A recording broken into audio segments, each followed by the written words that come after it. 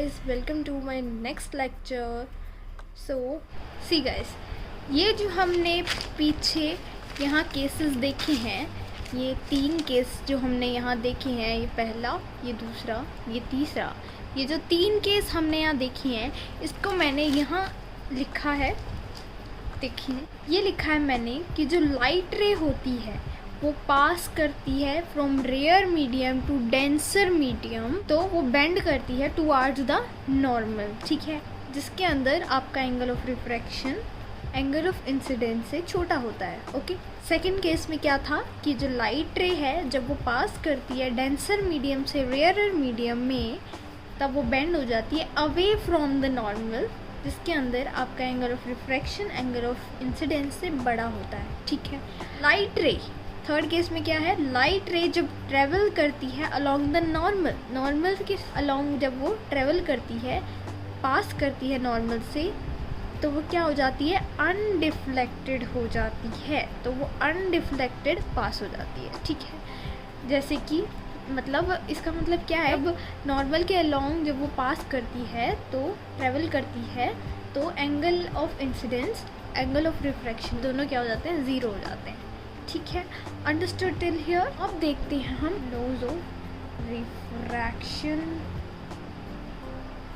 Of light, ठीक है। इसके अंदर आपका पहला लॉ क्या है कि जो the incident ray the refracted रे and the normal to the interface at the point of incidence all lie in the same plane, ठीक है। ये आपका फर्स्ट लॉ है। क्या कहता है कि जो आपकी इंसिडेंट रे होती है, जो आपकी रिफ्रैक्टेड रे होती है और जो नॉर्मल होती है, टू द इंटरफेस से पॉइंट ऑफ इंसिडेंस से सेम प्लेन पे वो क्या करती हैं, सारी लाई करती हैं। सेम इंटरफेस पे सेम पॉइंट ऑफ इंसिडेंस पे वो सेम प्लेन पे लाई करती हैं। पहला केस देखो, ये आपका प्लेन है, ठीक है, ये आपका इंटरफेस, ये पॉइंट ऑफ इंसिडेंस, ठीक है, ये इंसिडेंट रे, ये नॉर्मल और ये रिफ्लेक्टेड रे, है ना। ये तीनों एक ही इंटरफेस पे, एक ही पॉइंट ऑफ इंसिडेंस पे और एक ही प्लेन पे लाई कर रही हैं, राइट। ओके, अंडरस्टूड ना। अब है आपका सेकेंड लॉ, ठीक है। सेकेंड लॉ क्या कहता है, अब the ratio of sine of the angle of incidence and the sine of the angle of refraction is constant for a given pair of media। क्या मतलब है सेकंड लॉ का कि जो रेशियो होता है किसका, साइन का, किसके साइन का, एंगल ऑफ इंसिडेंस के, और साइन किसका, एंगल ऑफ रिफ्रैक्शन का। Sine of angle of incidence और sine of angle of refraction का जो रेशियो होता है वो क्या होता है, आपका कांस्टेंट होता है। Okay, for a given pair of medium. Given pair of medium मतलब आपका जो भी रेयर मीडियम गिवन होगा, जो भी डेंसर मीडियम गिवन होगा, दोनों का पेयर, ठीक है। इसका मतलब क्या है कि जो साइन आई बाय में साइन आर है, जिसको हम ऐसे भी लिख सकते हैं, वो क्या होता है, कांस्टेंट। क्या होता है, कांस्टेंट। आया समझ में। अब ये चीज़ समझो, ठीक है। ये क्या होता है, ये होता है आपका रिफ्रैक्टिव इंडेक्स, ठीक है। इसको हम क्या बोलेंगे, रिफ्रैक्टिव इंडेक्स। ठीक है, इसको कैसे लिखते हैं, ये हमने यहाँ ऊपर 1 लिखा, यहाँ नीचे 2 लिखा, तो इसको कैसे समझेंगे कि the refractive index of second medium with respect to 1। ठीक है, विद रिस्पेक्ट टू वाला ऑलवेज ऊपर आता है, जैसे कि मैं ये लिख रही हूँ। ठीक है, इसका क्या होता है, refractive index of third medium with respect to 2। आपको बोल दिया जाए कि आपको लिखना है refractive index of 9th medium with respect to 8। With respect to वाला ऑलवेज आपका ऊपर आता है। ठीक है, आ गया समझ में यहाँ पे। ठीक, अब देखो जो आपका ये सेकंड लो है, जो ये आपका सेकंड लो है, इसके बारे में कुछ समझते हैं कि जो सेकंड लो है आपका, जो आपका सेकंड लो है वो क्या है। सबसे पहले डिड्यूस किसने किया था, first deduced by a Dutch scientist, किसी डच साइंटिस्ट ने किया था, विलीबोर्ड स्नेल।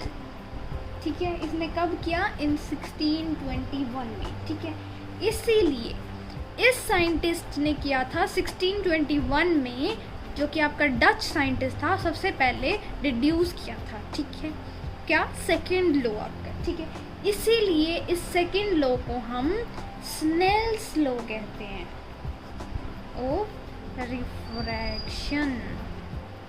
ओके, क्या बोलेंगे, स्नेल्स लॉ ऑफ रिफ्रैक्शन। ठीक है, आ गया यहाँ तक समझ में। अब देखते हैं, हमने देखो इसको बोला ये रिफ्रैक्टिव इंडेक्स होता है। अब ये रिफ्रैक्टिव इंडेक्स होता क्या है भाई, वो देख लें। तो अब हमारा टॉपिक है रिफ्रैक्टिव इंडेक्स। छोटी सी एक डेफिनेशन है ये रिफ्रैक्टिव इंडेक्स की। ठीक है, the refractive index of a medium for a light of given wavelength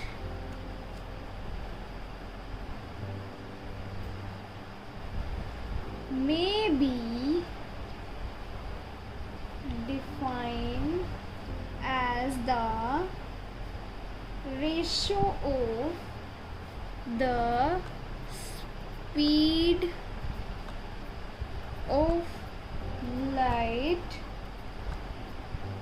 in vacuum to its speed in that medium। अब ये क्या होता है, रिफ्रैक्टिव इंडेक्स किसी भी मीडियम का फॉर अ लाइट जिसकी वेवलेंथ ऑलरेडी आपको गिवन होगी, वो कैसे डिफाइंड होगा, the ratio of speed of light in vacuum. किस चीज़ का रेशियो भाई, स्पीड ऑफ लाइट का जो कि वैक्यूम में है, और उस लाइट की स्पीड का जो आपका किसी मीडियम में। ठीक है, क्या समझ में आया कि जो रिफ्रैक्टिव इंडेक्स है किसी भी मीडियम का लाइट के लिए, ठीक है, जिसकी आपको वेवलेंथ ऑलरेडी गिवन होगी, वो कैसे डिफाइन हो सकता है कि रेशो लेंगे किसका, स्पीड ऑफ लाइट का जो आपकी वैक्यूम में ट्रेवल करेगी। ठीक है, और स्पीड ऑफ लाइट का जो आपकी मीडियम में ट्रेवल करेगी। ठीक है, मतलब वैक्यूम से मीडियम में जब वो जाए, मतलब वैक्यूम से जो आपकी वो मीडियम में जाएगी। ओके, समझ में आया यहाँ तक। इसको हम कैसे लिख सकते हैं, refractive index is equal to speed of light in vacuum by में speed of light in medium। ठीक है, आया समझ में। यहाँ रिफ्रैक्टिव इंडेक्स का सिंबल होता है ये।